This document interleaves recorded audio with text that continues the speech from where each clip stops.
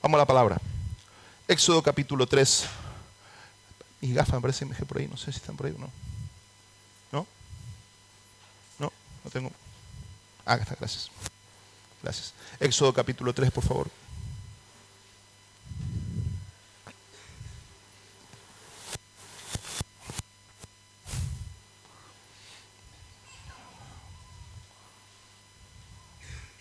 ¿Lo tenemos? Dice, apacentando Moisés las ovejas de Jetro su suegro, sacerdote de Madián, llevó las ovejas detrás del desierto y vino a Horeb, monte de Dios. Y se le apareció el ángel del Señor en una llama de fuego en medio de una zarza. Y él miró y vio que la zarza ardía en fuego, y la zarza no se consumía. Entonces Moisés dijo, iré ahora yo y veré que en esta grande visión, por qué causa la zarza no se quema.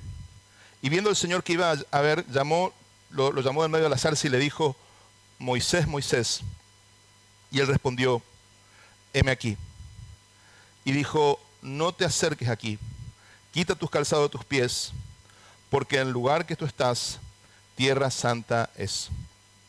Y dijo, yo soy el Dios de tu padre, el Dios de Abraham, Dios de Isaac y Dios de Jacob. Entonces Moisés cubrió su rostro, porque tuvo miedo de mirar a Dios.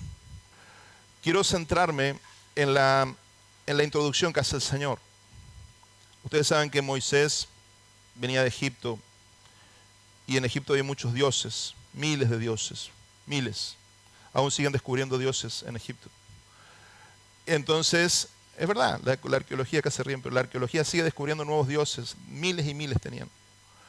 Entonces, Moisés venía de esa cultura, él era hebreo, y se le presenta al Señor y le dice, yo soy el Dios de tu padre, Dios de Abraham, Dios de Isaac, Dios de Jacob. Le estaba remitiendo 400 años atrás, ¿sí? Como diciéndole, no soy ninguno de esos dioses que invocaban en Egipto, no soy ninguno de esos dioses que viste esas estatuas ahí en Egipto, esos tremendos monumentos. No tengo nada que ver con eso, yo vengo de antes, soy el Dios de Abraham, soy el Dios que me revelé a Abraham, soy el Dios único, el que tu padre Abraham te enseñó, que es el creador del cielo y la tierra. Amén. Dios se está presentando porque era muy normal para ellos pensar, bueno, ¿qué Dios es este? Porque Dios no es un nombre, Dios es un ser, una entidad. Y ellos pensaban que había muchos. Entonces le dice, yo soy este Dios, soy el Dios de tu padre, soy el Dios de Abraham, Dios de Isaac. Entonces como todavía no había Biblia, pero ellos conocían las narraciones porque todo se transmitía oralmente, de padres a hijos. Entonces él sabía de lo que le estaba hablando. Moisés sabía de lo que Dios le estaba hablando. Y yo quiero en esta noche enfocarme en este punto. ¿Por qué Dios se presenta de esta manera? Y yo quiero mostrarte cómo a través de las Escrituras el Señor siempre, cuando habla a nosotros, nos habla en relación a nuestras generaciones. Dios nunca se enfoca solamente en vos. Cuando Dios mira tu vida, ya está pensando en tu papá, en tu mamá, está pensando en tus hijos, está pensando en tus nietos. Eso es algo tremendo, pero es así en toda la Escritura. Yo te puedo mostrar muchísimos pasajes y te puedo aburrir de versículos y no lo voy a hacer esta noche, mostrándote cómo el Señor siempre está pensando en función de tus generaciones. Y que cuando uno no piensa así, uno no entiende lo que Dios está haciendo. Cuando vos no estás alineado con Dios en este pensamiento, vos no entendés por qué pasás las cosas que pasás. Porque vos vivís solamente enfocado en vos y pensás que todo se tiene que resolver en vos y solucionar en vos, y eso no es así. ¿Por qué? Porque vos estás arrastrando muchas cosas que no tienen nada que ver con vos. Vos en tu vida estás cosechando muchos dolores y tristezas que vos no sembraste, que tus generaciones anteriores sembraron. Esa es la verdad, y te lo voy a mostrar en la palabra. Pero también es cierto que hay muchas cosas que vos estás sembrando, que son tus hijos y tus nietos los que las van a cosechar. Y son bendiciones que Dios tiene preparado para ellos. Y cuando uno empieza a mirar la vida desde esta perspectiva, no solamente enfocándome en el hoy y en mí, sino empiezo a entender el ayer y el futuro, todo cambia. Porque uno le encuentra sentido a muchas cosas. Dice, Moisés, el Señor le va a dar la palabra, le va a decir, ustedes se acuerdan que poco después el Señor le va a revelar en Sinaí la palabra, Él le va a dar la revelación a Moisés. La Torá, lo que llamamos la Torá. Torá quiere decir, lo voy a decir en correntino, es un libro de instrucciones, ¿sí? Básicamente. No te puedo explicar ahora todo cómo viene, pero es un libro, la Torá es un libro de instrucciones para vivir, lo esencial para que vos vivas. Eso es la base de todo. Y son los primeros 5 libros de la Biblia. Entonces ahí en Deuteronomio, que es el 5.º libro, fíjense, el Señor le da a Moisés todo esto. Y Moisés hace en el libro 5, Moisés hace como una revisión de todo de ese camino, de ese trayecto, de esos años en el desierto. Y yo quiero que miremos juntos Deuteronomio capítulo 6. Necesito mostrarte algunos pasajes. Te digo, tengo muchísimos, pero no los voy a usar. Solamente necesito que tengas una base para lo que te estoy diciendo, para que entiendas este concepto. Deuteronomio capítulo 6. ¿Lo encontraste? Dice, estos pues son los mandamientos, estatutos y preceptos que el Señor vuestro Dios mandó que os enseñe, para que los pongáis por obra en la tierra, la cual vais vosotros a poseer, para que temas al Señor tu Dios, guardando todos sus estatutos, sus mandamientos que yo te mando, tú, tu hijo y el hijo de tu hijo, todos los días de su vida, para que tus días sean prolongados. Oye pues, Israel, y cuida de ponerlos por obra, para que te vaya bien y seas multiplicados, como te ha dicho el Señor tu Dios, el Dios de tus padres, en la tierra que destila leche y miel. Oye Israel, el Señor nuestro Dios, el Señor es uno. Y amarás al Señor tu Dios con todo tu corazón y con toda tu alma y con todas tus fuerzas. Y estas palabras que yo te mando hoy estarán sobre tu corazón y las repetirás a tus hijos y hablarás de ellas estando en la casa y andando por el camino y al acostarte y cuando te levantes. Otra vez yo te quiero reforzar el concepto, lo que te decía el versículo 2. Estos mandamientos que yo te doy, los vas a guardar tú, los vas a cumplir tú, tu hijo y el hijo de tu hijo. No había el concepto de nieto, ¿sí? No había el concepto de nieto, era el hijo de tu hijo. El otro día no sé cómo surgió la situación y fue muy gracioso porque un hermano ya dijo, sí, dijo ¿cómo era que dijo? La esposa de mi hermano, dijo, ¿cómo era? Ah, la hija de mi suegro, dijo. ¿Sí? O sea, era su esposa.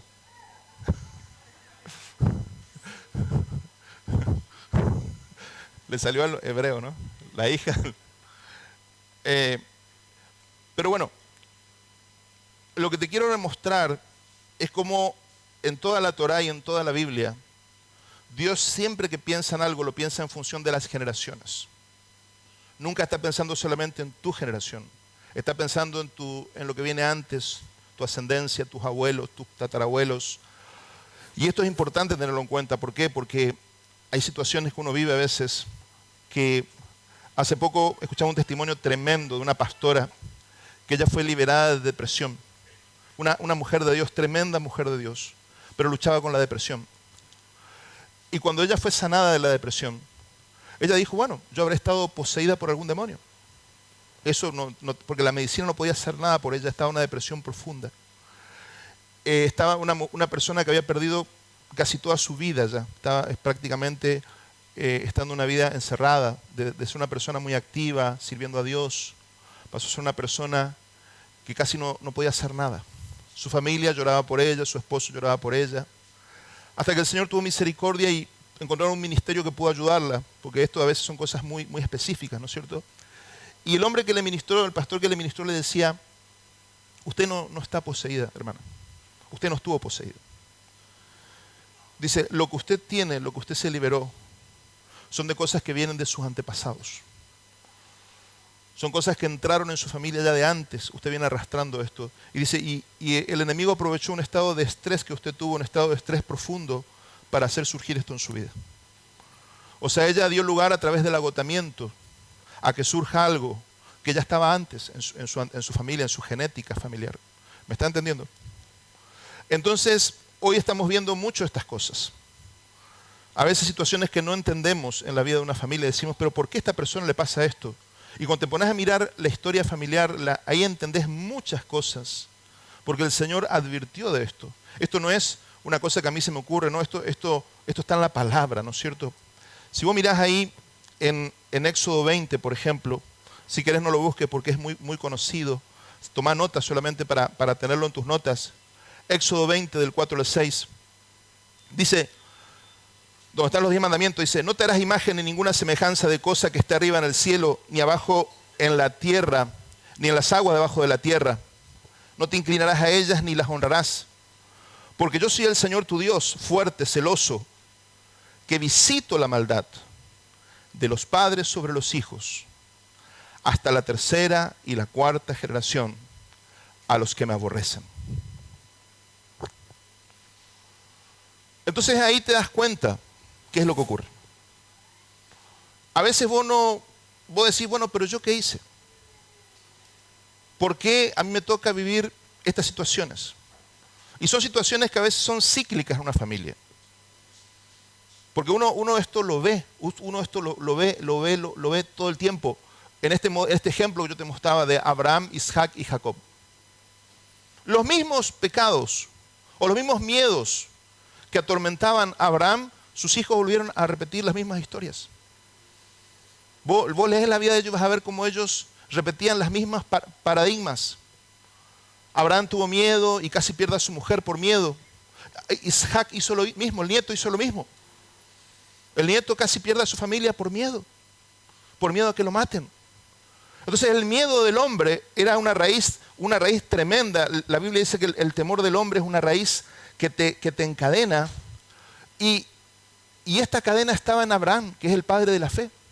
Y justamente el miedo es lo opuesto a la fe. ¿Usted me entiende? Porque la fe es lo que trae el bien sobre tu vida y el miedo es lo que trae el mal sobre tu vida. Entonces, Job dice, aquello que temía vino sobre mí. Entonces yo quiero mostrarte cómo el Señor a veces está tratando con tu vida. Y en realidad lo que vos estás enfrentando no es algo que venga de vos, sino que ya viene de mucho antes. Y cuando vos no lo ves y no lo confrontás, puedes estar desgastándote y culpándote y buscándole como decimos, la quinta pata al gato, mientras que es una cosa que tenés que tratarla de otra manera, como una iniquidad, llama la Biblia. ¿Sí? Y después al final vamos a ministrar en todas estas áreas, ¿ok? Pero yo necesito que vos vayas pensando, porque te estoy seguro que en tu historia familiar hay cosas que se repiten en forma cíclica. Cuando hay un hogar destruido y te cuesta constituir un hogar, es muy posible que en tu generación anterior haya pasado lo mismo. Que haya mucha infelicidad en el hogar, que haya mucho dolor en el hogar. Cuando hay, por ejemplo, miseria, escasez, o las cosas parece que nunca se terminan de concretar y se trabaja mucho, pero parece que nunca pueden. Y vos mirás la historia familiar y parece que esto era como algo que ya está en la familia. Historia de gente que ha trabajado mucho y ha tenido mucho y ha perdido todo. Y parece que estuviera ahí esa semilla, esa herencia, esa cosa.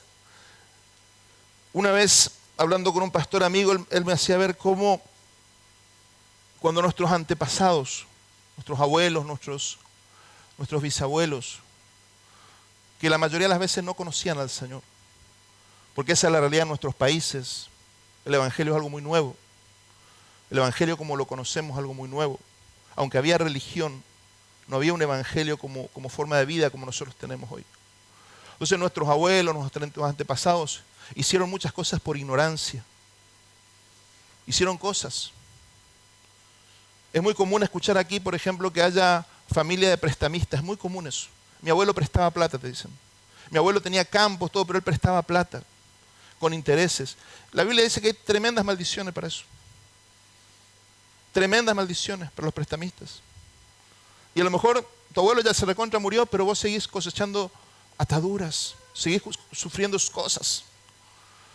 ¿Sí? Te estoy dando un ejemplo, que algo que no es, algo así, no me parece que no mató a nadie, ¿no? Porque vos decís, no, no mató a nadie el hombre hacía su negocio. Está bien, pero la Biblia dice, el que presta a usura va contra el Señor, punto. Usted me está entendiendo. Por eso es importante que seamos sabios y le pidamos al Señor claridad en esto. Porque a veces, ya le digo, te vuelvo a repetir, esto no es para que te ponga mal ni con tu abuelo, no es para que te vaya y le patee la tumba a nadie, no. Quiero que entienda que Él hizo en su ignorancia. La mayoría de ellos hicieron en su ignorancia. Aunque no haya sido así, aunque no haya sido en ignorancia, ya está hecho. Ya está hecho. Ahora hay que solucionarlo nosotros, ¿ok? Entonces, el Señor dice que Él visita la maldad. Y a veces estamos cosechando cosas de la maldad de las generaciones anteriores. Pero también en el versículo 6, el mismo Éxodo 20 dice, y que hago misericordia a millares a los que me aman y guardan mis mandamientos. Amén. Y ahí es donde nos toca a nosotros. Hago misericordia a millares, dice. O sea que vos puedes bendecir muchísimas de tus generaciones y de tu descendencia, puedes bendecirla por empezar a caminar en santidad con el Señor. Entonces quiero mostrarte cómo Dios está todo el tiempo pensando en tu pasado y en tu futuro. Y cuando vos empezás a ver así la vida, todo cambia. Todo cambia. Porque vos entendés que hay un Abraham, hay un Isaac y un Jacob, y cada uno tuvo un proceso que fue personal, pero fue parte de un todo también. Y vos sos parte de un todo. Te guste o no te guste, sos parte de un todo. ¿Por qué te digo esto? Porque vos no elegiste la casa donde naciste. Vos no elegiste los padres que tuviste. No elegiste tu situación económica, la situación económica de tu familia. No elegiste el nivel sociocultural de tu familia. Ni siquiera elegiste nacer en Argentina. Santo Jesús.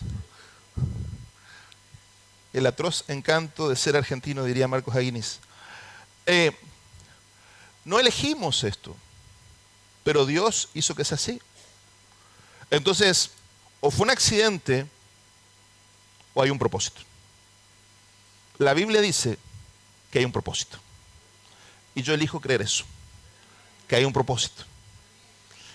Entonces, fíjate vos que Argentina viene de argentum, en latín, que quiere decir plata, plata, santo. ¿Quién recibe eso? Ese es nuestro nombre, nuestra identidad como nación. Los otros países estaban asociados con el oro y decían que aquí estaba la plata, el metal, la plata estaba aquí. Aleluya. Bueno, lo que conocemos es la pulida de la plata, sí estamos conociendo. La purificación de la plata. Dice la palabra que Dios tiene buenos planes para nosotros. Amén. Ahí quiero que mires conmigo en Jeremías, o si no quieres buscar, no importa, toma nota solamente este pasaje. Quiero mostrarte algo. Jeremías 29, del 10 al 13. Hay algo tremendo ahí. El profeta está hablándole a Israel, a Judá en realidad. Israel ya estaba en la cautividad. Jeremías 29, del 10 al 13. Porque así dice el Señor: cuando en Babilonia se cumplan los 70 años, yo les voy a visitar y despertaré sobre vosotros mi buena palabra para que vuelvan a este lugar. Porque yo sé los pensamientos que tengo acerca de ustedes, dice el Señor, pensamientos de paz y no de mal, para darles el fin que ustedes esperan. Entonces me invocaréis y oiréis y oraréis a mí, y yo os oiré. Y me buscaréis y me hallaréis, porque me buscaréis de todo vuestro corazón. Yo quiero que vos entiendas la situación. El profeta le está diciendo: dentro de 70 años, les voy a visitar. Voy a hacer que mi palabra se cumpla y los voy a bendecir y los voy a traer a esta tierra nuevamente, a la tierra que les prometí. Y yo pienso que todos los oyentes estarían pensando: bueno, pero Y a mí qué me importa lo que pase dentro de 70 años. Si ellos fueran como nosotros, dirían, pero bueno, ¿a mí qué me sirve una profecía para 70 años? Y ahí te das cuenta cómo nosotros a veces estamos desalineados con el pensamiento del Señor. Porque hay veces que nosotros estamos haciendo cosas, querido, que nosotros no vamos a ver la bendición. Y esa es la verdad. Porque a nosotros muchas veces nos tocó ser la primera generación de cristianos en nuestra casa. En el mejor de los casos a veces la segunda. No sé si hay alguien acá que sea la tercera generación. Gloria a Dios.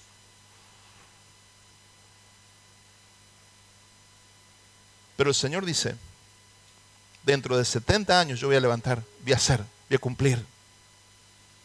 Es tremendo. Y yo necesito que vos entiendas esto porque Dios está diciendo, yo tengo los mejores planes para ustedes. Y vos ahí empezás a entender y decir, bueno, pero ¿por qué? ¿Por qué no lo estoy viendo? ¿Por qué yo no lo estoy experimentando? Porque hay cosas que Dios está haciendo en tu vida que son para bendecir a tu descendencia.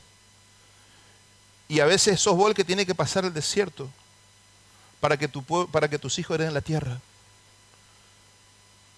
Y es duro para nuestro ego, es duro para nuestra carne, porque nosotros estamos creados fuimos una cultura tan individualista que pensamos que todo tiene que Dios venir a hacer en nuestra vida y eso no funciona así. Eso no funciona así. Es más, así como te mencionaba cosas duras, también hay cosas buenas que tu padre pagaron un precio y vos estás disfrutando hoy. ¿Sí o no? La mayoría tal vez de tus abuelos, tus padres, no tuvieron las posibilidades educativas que vos tuviste. Más allá de que después vos las aprovechaste o no. Pero mi abuela no tuvo la oportunidad porque se crió en el campo. Hizo hasta donde pudo, hacían, no sé, un grado, un primer grado, séptimo grado, no sé cómo era el tema. Y no voy a hablar del pasado porque mi hija después se ríen de mí. Dicen que yo soy muy antiguo. Pero lo que te quiero decir es, cada generación tuvo que pagar un precio. Y nosotros seguimos pagando un precio para las próximas generaciones. ¿Y te alineás con esto o te alineás? Porque no es que te dice el Señor, mira, sabes que con voy a hacer la excepción yo. No. Tenemos que entender que hay cosas que nosotros no vamos a terminarlas. Y a mí que me gustan tantas cosas y estoy siempre pensando, bueno, ¿qué más se puede hacer? Todo el tiempo estoy pensando, ¿qué más se puede hacer? Y una vez vino un profeta y me dice, yo necesito hablar con vos, me dice. Y me llevó a un lugar así y empezó a hablarme. Dice, y ojo, dice, ojo con pensarme, dice, que vos vas a terminar todas las cosas que empezaste, me dice. Hay cosas que vos estás empezando, que tus descendientes van a completar. Vos no vas a ver. Ay, Jesús. O sea que lo que te estoy hablando es algo que a mí me toca muy de cerca. Porque yo también tuve que enfrentarme a esa realidad, no entender que a veces uno hace una cosa, uno pone un fundamento, pero es otro el que va a venir a poner los ladrillos después. Y otro que va a levantar las paredes. Y otro que va a poner... A mí me encanta eso en Estados Unidos, porque justo estaba hospedado con un hermano que él es constructor. Y él me decía que en Estados Unidos una casa la construyen 24 empresas distintas. Imagínate eso, una casa. ¿Cómo puede ser eso? Él me decía, cada uno hacemos solamente una parte. Uno hace el cimiento, otro hace la parte de la carpintería, otro hace la electricidad, otra empresa hace el gas. Cuando vos te entregan la casa, 24 empresas pasaron por tu casa y te la entregan la llave así y todo funciona. Igual que acá. Santo Jesús. Entonces, lo que a mí me sirve esto es para entender que en la casa de Dios, en el gran edificio que Dios está construyendo, que es su iglesia, y su reino, que es algo mucho más grande, nosotros somos un engranaje. Vos tenés que verte como un engranaje, como una pieza necesaria, una pieza única. Pero como diría un profeta que conocí hace poco, no sos especial, no sos especial. Porque vieron que hay iglesias que te dicen, vos sos muy especial, vos sos muy especial. No, yo te digo, no sos especial. Sos único, que es distinto. Somos únicos. Y cuando uno entiende esto es maravilloso porque vos decís, bueno, yo quiero encontrar mi lugar en el engranaje. Y encontrás gozo, porque ya no querés abarcar todo. Ya te das cuenta que no tenés necesidad de solucionar todo, ni ayudar a todos, ni salvar al mundo. Eso ya no puedes hacerlo porque eso ya lo hizo Jesús. Pero vos empezás a entender, bueno, ¿cuál es tu lugar en tu engranaje? Y a veces yo pienso, por ejemplo, en Abraham. A Abraham se le dijo, vos vas a ser el padre de las multitudes. ¿Y qué de multitudes él vio? 2 hijos llorando en la tumba. 2 hijos, Ismael e Isaac, que arriba se llevaban las patadas y se juntaron solamente para la muerte de él. Entonces él no vio nada de lo que Dios le prometió a él. Es más, la tierra que estaba, le dijo, tus descendientes dentro de 400 años van a heredar esta tierra. Y se tuvo que conformar con eso. Y es el padre de la fe, muchachos. Imagínense. O sea, todos los creyentes del mundo le rendimos homenaje a ese Señor porque es el Padre de todos los creyentes. Dios lo honró así. Pero Él no nos vio a ninguno de nosotros, nos vio en el Espíritu nada más. Entonces yo lo que estoy diciéndote, esto es una lucha entre la razón y la fe. Porque si vos lo querés ver todo con tus ojos, con la razón, no vas a entender lo que Dios está haciendo en tu vida. No vas a entender los procesos que vos pasás. No vas a entender los precios que vos pagás. No vas a entender los desafíos que vos tenés. Porque lo vas a ver solamente pensando desde tu ego, pensando solamente en vos. Y no te das cuenta que muchas veces el precio que vos estás pagando es porque Dios sabe, Dios está mirando tu descendencia. Dios dice, yo necesito procesar a esta persona para que su hijo sea diferente, para que su nieto sea bendecido y su bisnieto sea un gran siervo mío. Y vos imaginate lo que pasó con Abraham. Naciones enteras salieron de él. Y aún ahí estamos hablando de Moisés y Dios le está diciendo, yo soy el Dios de Abraham. Qué tremendo que venga Dios y le diga a tu hijo, yo soy el Dios de Daniel, tu papá. Yo soy el Dios de Ezequiel, tu papá. Yo soy el Dios de Nazaria, tu mamá. Qué tremendo, hermanos. Qué tremendo. Qué tremenda la herencia que podemos dejarle a nuestros hijos si entendemos lo que el Señor está haciendo con nosotros. Pero si entendemos cómo piensa Él. Tenemos que renunciar a este pensamiento del mundo que es solamente temporal. ¿Sí? Este pensamiento del mundo que es solamente inmediato. Nosotros hoy queremos un Dios de microondas.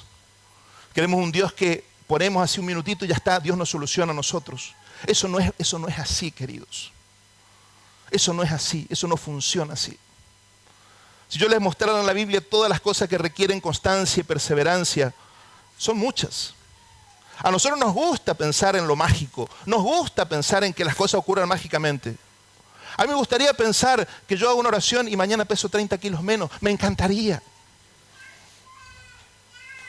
Pero créanme que lo he hecho y no funciona. Pero así también le puedo contar cuántas cosas he orado a Dios y he visto su mano de una forma maravillosa. Yo no puedo dudar de Dios. Pero hay cosas que requieren un proceso. Y requieren un proceso donde nosotros nos involucramos. En casi todos los lugares cuando bajo de la plataforma, viene el joven y dice, pastor, yo quiero un ministerio como el suyo, ore por mí. Sí, yo voy a orar por vos, pero si vos no te puedes estudiar nunca, vas a tener un ministerio como el mío. Porque hay una parte que te toca a vos, que es sentarte y estudiar y estudiar y estudiar por años. El otro día me decía una persona, pastor, yo quiero también tener un ministerio de la enseñanza. Y bueno, le digo, mirá, yo hasta los 35 años casi no enseñé nada porque no me animaba. Me sentía inseguro. Estaba estudiando todo lo que podía, pero me sentía inseguro de enseñar algo porque podía predicar, podía compartir una palabra, pero sentía que me faltaba la experiencia y el conocimiento completo de algo para poder decirte, mira, tengo autoridad en esto, te puedo desarrollar un tema. Entonces fueron muchos años de estar procesándome el Señor, con no solo estudiando, sino pasando situaciones muy difíciles. Por eso me gustaba lo que decía Alejandra, porque Yo he sido de esas familias que estábamos esperando a veces una bolsa de mercadería. Yo sé lo que es eso. Y era tan siervo de Dios como ahora. Pero no teníamos. Entonces entiendo. Y veo lo importante que es que en el cuerpo de Cristo ocurran estas cosas, estas simbiosis, estas mezclas, estas que equilibrar. Porque a veces vos estás en un proceso donde vos estás haciendo todo lo que podés y las cosas no te cierran. Y lo natural del hombre es juzgar y decir, ¿por qué será? ¿Se acuerdan cuando el pastor Pedro decía, cuando el pastor Pedro acá decía en unos últimos mensajes, ¿por qué será? ¿Será que pecó este o el otro? Y el Señor decía, no, esto es una oportunidad para que Dios se glorifique. Y yo veo eso. Cuando en la iglesia hay alguna necesidad, es una oportunidad para que Dios se glorifique. Y es una oportunidad para mostrar el amor unos a otros. Amén.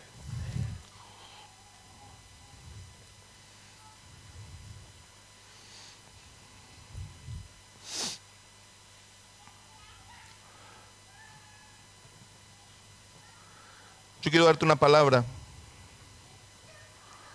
que ha sido una palabra clave en mi vida, que me trae una luz tremenda. Quiero terminar con esto y después vamos a orar. Proverbios capítulo 3. Proverbios capítulo 3. Justamente hoy ese capítulo el que citó Alejandra, versículos adelante. Yo voy a tomarme otro versículo antes.